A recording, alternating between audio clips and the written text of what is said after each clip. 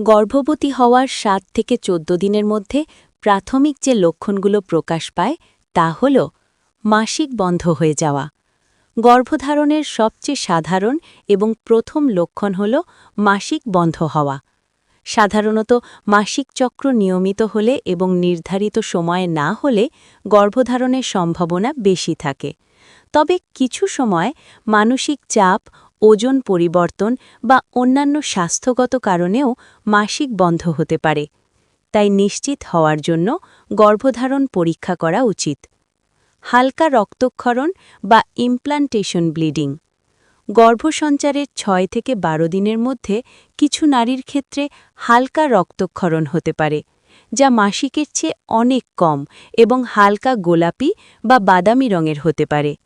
এটি implantation bleeding নামে পরিচিত, যা তখন ঘটে যখন নিষিক্ত ডিম্বাণু গর্ভাশয়ের দেয়ালে সংযুক্ত হয়। কোমরে বা তলপেটে হালকা ব্যথা। অনেক নারীর ক্ষেত্রে গর্ভসঞ্চারের ৭ থেকে ১০ দিনের মধ্যে তলপেটে বা কোমরে সামান্য ব্যথা অনুভূত হয়। এটি খুব বেশি তীব্র হয় না এবং সাধারণত কয়েক ঘন্টা বা ১-২ দিন স্থায়ী হয়।